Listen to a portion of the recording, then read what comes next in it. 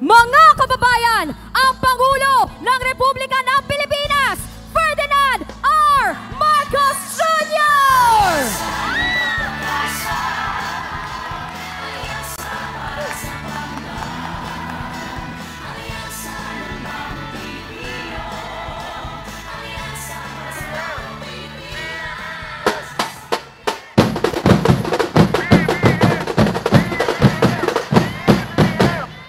Magandang gabi, Mandaluyong!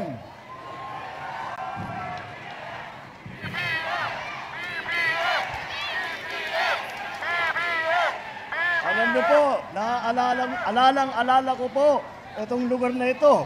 Ito na yung napuntahan kong pangatlong rally po dito sa inyo sa Mandaluyong, sa iba't ibang kampanya ko. At lahat ng kinampanya ko rito sa Mandaluyong, panalo po tayo. Maraming salamat po.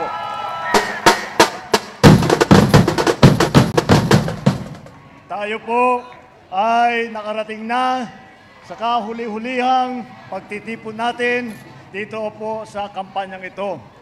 Kaya't nais kong pasalamatan, hindi lang po kayo ng tiga Mandaluyong, kung hindi po lahat ng nagpakita ng suporta sa Team Alyansa habang sila at kami lahat ay umiikot sa buong Pilipinas. At nasasabi ko naman, nakakatuwa naman na mas nakita. Kahit po saan pumunta ang Team Alyansa, napakainit po ang pagtanggap sa Team Alyansa, pagtanggap para sa kinabukasan at kabubuti ng ating minamahal na Pilipinas. Kaya naman po, kami na umiikot at nagkakampanya, na-inspire po kami, nagiging inspirasyon po ang suportang nararamdaman namin, ang init ng pagmamahal na nararamdaman namin sa aming pag-iikot. Ay mula naman po sa umpisa, sinabi ko po, ang bagong Pilipinas ay isang pangakong ginagawa nating totoo na araw-araw. Ating inyong suporta ay ang aming inspirasyon. Naniniwala ko na ang lakas ninyo ang magdadala sa atin sa bagong Pilipinas. Kaya naman, nabuo po ito. Mula Hilaga hanggang Timog, isang alyansa ang nabuo. Ngayong gabi, ang sambayanang Pilipino, kayo ang magbibigay buhay sa ating pagtitipon ngayon. Alam niyo po, siguro panahon na, dahil po, bakit namin ginawa itong alyansa? Kung maalala ninyo, nung kumakampanya ako rito, ang aking isinisigaw, ang pagkakaisa, unity. Kailangan sa aming pananaw, sa aking pananaw at sa pananaw ng lahat ng Pilipino.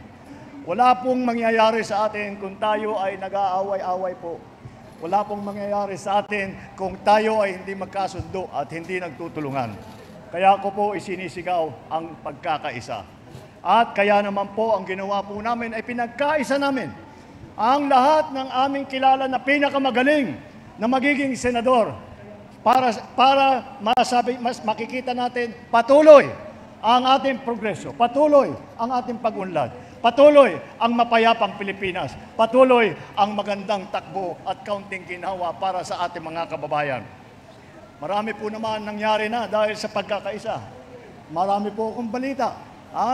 Marami po akong magandang maibabalita sa inyo. Sa mga nangyayari sa nakaraang 2 taon, 3 taon halos, mula nung tayo ay umupo, noong July 2022. Ngayon po, ang ekonomiya ng Pilipinas ay kinikilala sa buong mundo, isa sa pinakamabilis ang paglaki at pag-unlad ng ekonomiya sa buong mundo. Yan ang pagkakilala ngayon ng Pilipinas.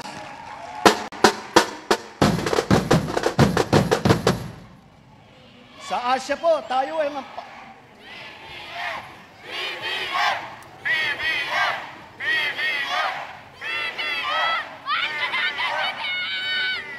kaya po, tayo ay kinikilala ngayon na maganda ang takbo ng ekonomiya. Dahil nung nagsimula po tayo, napakabilis ng pagtaas ng presyo ng bilihin. Yun po ang aming inaalala at dahan-dahan po namin itinatrabaho. Kaya naman, mula sa 1.8%, na yung 1.8% ng inflation, ibig sabihin gaano kabilis ang pagtaas ng presyo ng mga bilihin ay ito ay bumaba pa sa Marso. Kaya dahan-dahan hindi na kasing bilis ang pagtaas ng presyo ng ating mga bilihin. Dahil po, humingi tayo ng tulong sa ating senador. Humingi po tayo ng tulong sa ating congressman. At hingin natin na baguhin ang mga iba't ibang batas upang maging mas magandang patakbo para lahat po ng mga lahat po na gustong pumasok na mag-invest dito, magdala ng pera po nila dito sa Pilipinas, ay magiging maganda at makikita nila doon tayo pupunta sa Pilipinas dahil naayos na dyan at mas maganda pupunta tayo dyan imbes na sa ibang bansa. At kung bigas naman ang pag-uusapan, pinapababa na natin ang halaga nito.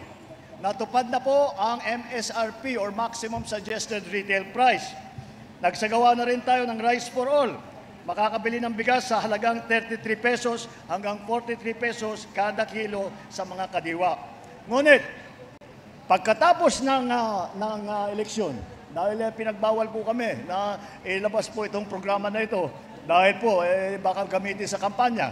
Kaya ang ginawa namin, pinaubaya muna namin sa COMELEC yung kanilang desisyon. At sa Martes, pagkatapos ng halalan, sisimulan na po natin, magbibigay tayo ng bigas na 20 pesos kada kilo sa piling kadiwa site. Ang mga benepisyo ng 4P, mga senior citizen, mga PWD, mga solo parent, sa tulong ng mga LGU, umpisan po natin sa Visayas to at ikakalat po natin ito sa buong Pilipinas.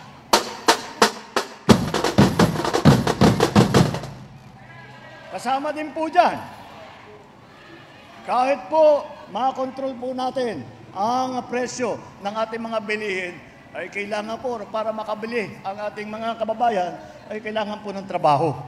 Kaya isa pang magandang balita. Sa buong taon ng 2024, naitala natin na ang unemployment rate, ito yung bilang ng mga Pilipino na hindi makahanap ng trabaho. Ang bilang ay bumaba hanggang 3.8%. Ibig sabihin, ito ang pinakamababang bilang ng Pilipino na walang trabaho sa nakaraang 20 taon. Naaayos na rin po natin yung pagbigay ng trabaho. Patuloy po tayo pagbibigay ng mga pagkakataon para sa ating mga kababayan. Mula Hulyo 2022 hanggang sa katapusan ng 2024, nakapagsagawa tayo ng higit 4,000 job fair at sa iba't ibang sulok sa bansa. Hindi lang po dito sa Maynila, hindi lang po sa malalaking lungsod, kung hindi po kung saan-saan lahat po ipinagkalat natin. Binibigyan po natin ng pagkakataon ang ating mga 4Ps, ang ating mga benepisyaryo upang sila ay makabangon muli. Patuloy po tayo nagbibigay ng pagkakataon para sa ating mga kababayan. Ito po ay dinadaan po natin sa job fair. Nung Labor Day po, nung May 1, nagsagawa tayo ng napakalaking job fair sa 69 na lugar sa buong bansa. Mahigit 200,000 trabaho ang inalok mula sa mahigit 2,000 employer. Kasabay nito, binibigyan pansin natin ang isa pang haligi ng bagong Pilipinas. Ay napakahalaga po nito. Lahat po tayo ay magulang. Inaalala po natin ang ating laging mga anak. Kaya inaayos po natin ang edukasyon. Inaayos po natin ang K-10 curriculum. Sinimulan nang ipatupad ang bagong curriculum para sa kinder hanggang sa grade 10 noong school year 2023 hanggang 2024. Kasabay nito, atin ding isinasaayos ang curriculum ng mga senior high school.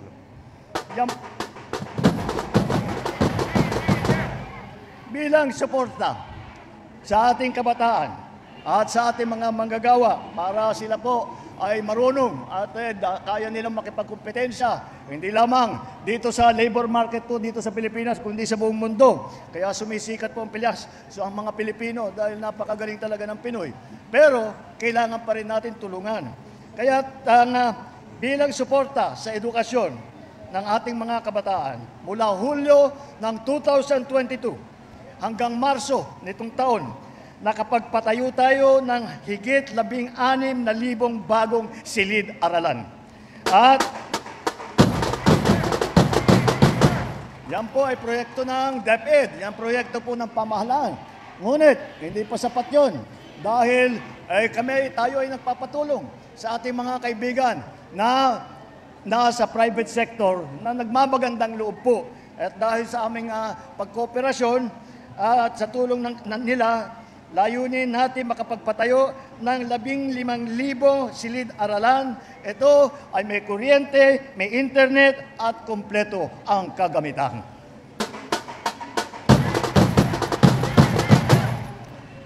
At alam naman po natin ang buhay ng lahat ng educational system ay ang ating mga guro. Kaya tinitiyak natin na ang guro natin ay nakakatanggap sila sa lahat ng kanilang benepisyo. Kahit yung dati, yung sweldo, napapautang ang ating mga guro dahil hindi dumadating ng tamang panahon ng kanilang sweldo. May mga pamilya po yan. Kaya ginawa natin, tiniyak namin, hindi na magiging problema yan. Isa pang naging problema dati, ang mga teacher hindi na makapagturo dahil kailangan maging principal, kailangan maging accountant, kailangan maging kung ano-ano na administrative. Tinanggal na po natin sa kanila ang katungkulan na yon para wala silang iniisip kung hindi turuan ang ating mga kabataan na maging magaling, maging masipag at maging mabuti. Binibigyan sila ng mas maayos na benepisyo, mas malinaw na career path at mas mahabang pahinga. Tulad ng bagong pinapatupad na 30 araw na uninterrupted summer break. Para naman ang ating mga guro, napakasipag na po, ay mabigyan naman ng kaunting bakasyon para makapagpahinga at para magpalakas muli para sa susunod na school year. Hindi po natin kinakalimutan ang kalusugan ng ating mga mamamayan. Ngayong taon, mas pinalaki po natin ang saklaw ng mga benepisyo sa PhilHealth. Ang gamutan para sa pneumonia, sa operasyon na cesarean, sa breast cancer, sa dialysis, dengue, asthma at iba pa. Mas malaki na po ang kokobera ng PhilHealth kesa sa dati. Serbisyo rin ang ating ipapalit sa ating mga kababayan. Hindi na ninyo kailangan magpunta sa mga malalaking ospital na kalayo-layo upang magpatingin at magpalaboratory. Sa mga laming binuksan na tawag na bukas centers, libre na po ang check-up, libre na ang test. Sa ngayon, may 51 bukas centers na sa buong bansa. Maaari kayong pumunta rin po, magpa-check-up, magpa-x-ray, magpa-ultrasound, at marami pang ibang serbisyo. Sa NCR, meron na po tayong tinayo na 4 na bukas center. At kung pag-ausapan naman natin ang ibang bagay, hindi lamang tungkol dito sa ating kababayan, kung hindi ang seguridad ng ating bansa. Kung pag-uusapan natin ang pagtanggol sa ating karapatan, hayaan ninyong sabihin ko ito ng buong buo. Kailanman hindi tayo uurong sa pagtatanggol sa teritoryo ng Pilipinas.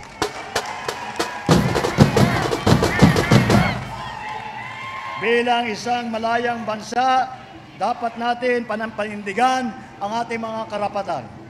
Dahil ang ating maliwanag na ang Pilipino lamang ang dapat na makinabang sa teritoryo ng Pilipinas at yan po ay ipaglalaban po natin. Hindi naman po tayo naghahanap ng gulo. Tayo naman ay sumumpa po tayo, kami lahat na opisyal, na ipagtatanggol namin ang konstitusyon ng Pilipinas, ipagtatanggol namin ang teritoryo ng Pilipinas, ang soberenya ng Pilipinas, ang karapatan ng Pilipino. Kaya po, kahit ano pang mangyari, hindi po namin titigilan na ipagtanggol ang Pilipinas. Kahit kasino man, napakalaking dayuhan, napakalakas ang puwersa, hindi po, ang Pinoy po hindi umaatras, hindi po tayo aatras. Kaya po, sa puntong ito po ay kailangan po ipaliwanag bakit ko po pinag-iisa-isa lahat itong mga programa at saka proyekto na ito. Para po makita po ninyo, alam niyo po, ang national government Ito po mga programa po namin. Ngunit, hindi po namin magagawa yan kung hindi namin kasama hindi tumutulong sa atin. Unang-una, mga LGU, mga local government, yung mga mayor, hanggang sa barangay captain. Kailangan magkasama talaga. Kailangan ulit nagkakaisa. Pero, doon sa malalaking bagay, na kailangan palitan ng sistema ng pamahalaan, kailangan palitan ng batas, kanino tayo tatakbo? Tatakbo tayo sa mga legislator, tatakbo po tayo sa mga senador natin. Kaya po, kahit nais natin ipatuloy ang ating mga magandang nagawa na. Ngunit, alam naman po natin, ay walang katapusan po ang trabaho ng serbisyo publiko at ito po ay marami pang kailangan gawin. Nakakatuwa naman po na nasimulaan na natin. Marami na tayong mahalaga na proyekto at programa na nasimulaan na. Kaya nararamdaman na ng ating mga kababayan ang mas maganda na patakbo ng ating pamahalaan.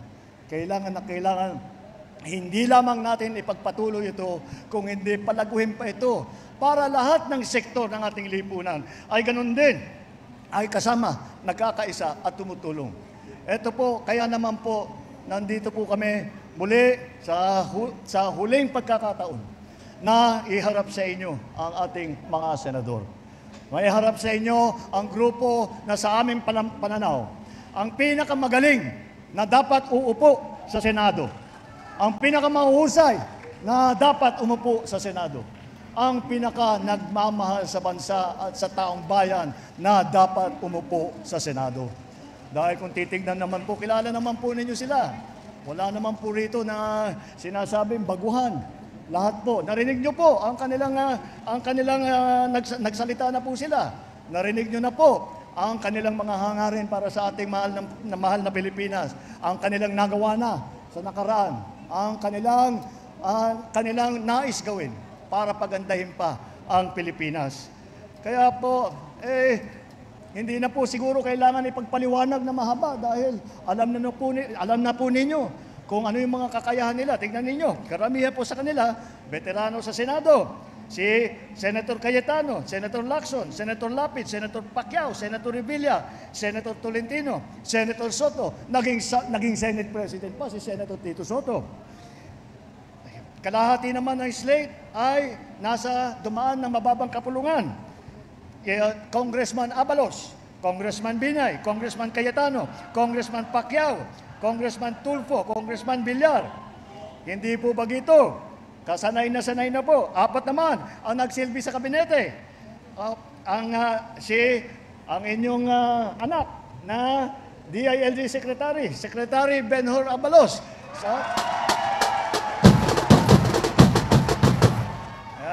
Linagay po natin.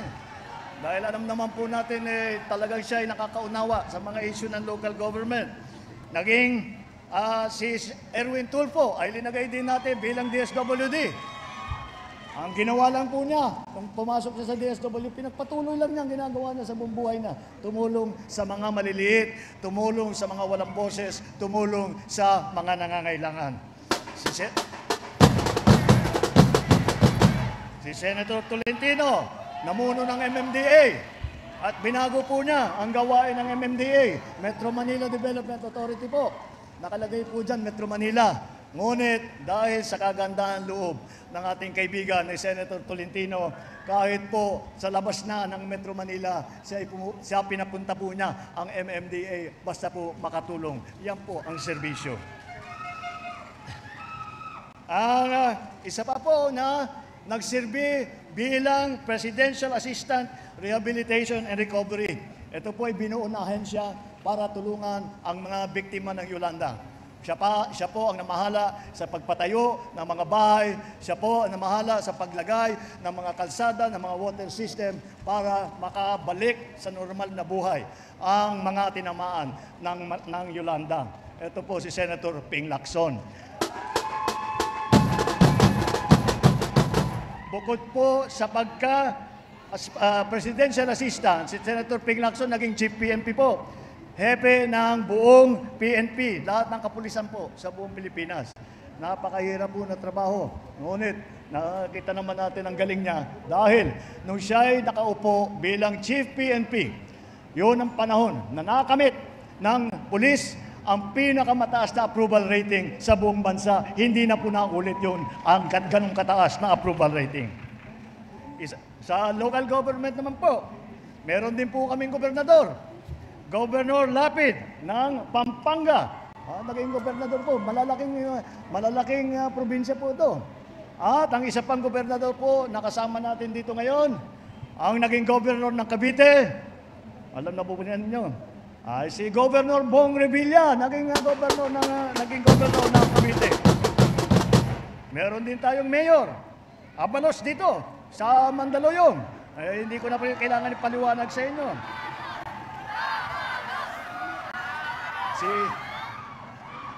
Si Senator Tolentino. Senator Tolentino naging city mayor po yan. City mayor naman po ng Tagaytay. At ang mayor ng pinakamayaman na lungsod dito sa Pilipinas. Malapit lang sa atin yan. Dito, ang pinakamayaman na lungsod sa buong Pilipinas ay ang Makati City. Ang mayor po, Mayor Abby Binay. Kami po na nasa local government doon, kinaiinggitan po namin ang Makati. Sabi namin, Makati napakalaki ng kanilang nakukolekta na buwis dahil malalaking korporasyon, nandun lahat. Malalaking negosyo, nandun lahat.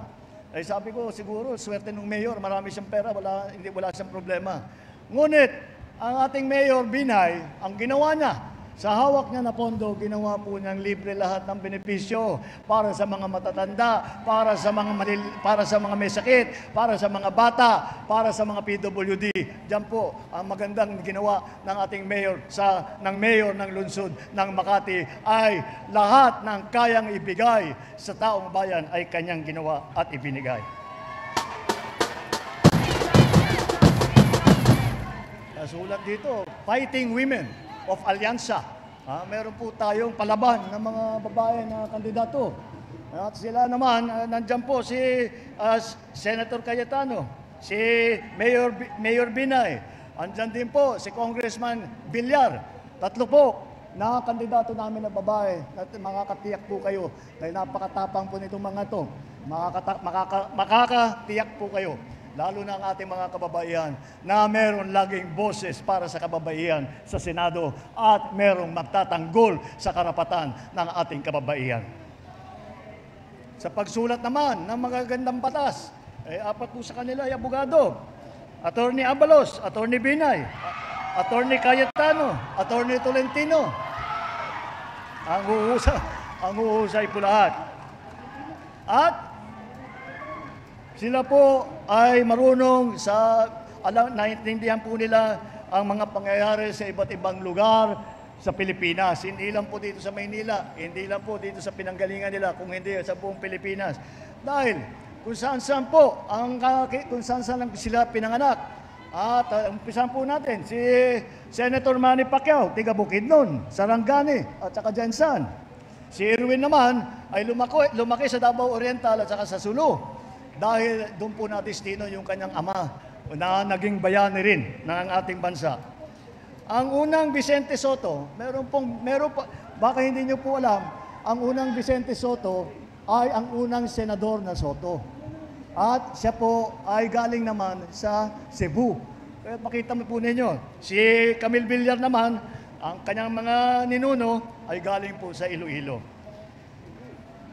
Mga kababayan, palagay ko naman sa aming pag-iikot, sa aming pagsasalita, sa kanilang pagpapaliwanag, sa kanilang mga hangarin at pinapangarap para sa ating bansa, alam nyo na po na ang tinutunguan ng alyansa, ang kapayapaan, ang maging ligtas ang ating mga kababayan na magkaroon ng katarungan dito sa Pilipinas. Yan po ang aming ipaglalaban. Yan po, dito lang po makikita ang alyansa na hindi nanggugulo. Ang nais nilang gawin pag upo nila sa Senado ay hindi manggulo, hindi magagawa ng mga problema, kung hindi maghahanap ng solusyon sa problema, magtrabaho ng tapat at mapag-aralan ng masinsinan kung ano ba ang dapat gawin para sa ating mga kababayan. Yan po ang alyansa. Kaya po, sa darating na Lunes. Huwag na po kayong magdalawang isip. Isipin po ninyo, ito ang pinagpipilian ninyo. Ang pinagpipilian ninyo ay dapat pipiliin po ninyo na iboboto ninyo ang alam ninyo ang makakatulong sa taong bayan. Ang magtutulungan sa lahat kahit na hindi ka partido sa politika, kahit na hindi kaibigan. Ngunit para sa ikabubuti ng Pilipinas, nandiyan po ang alyansa. Kaya't sa Lunes po, sa Mayo 12, huwag na po kayong mag-isip ng malalim. Basta tingnan ninyo, all the way alyansa! All the way alyansa! All the way alyansa! Mabuhay ang alyansa para sa bagong Pilipinas! Mabuhay po kayong lahat! Mabuhay ang bagong Pilipinas! Ang Pangulo ng Republika ng Pilipinas, Ferdinand R. Marcos Jr.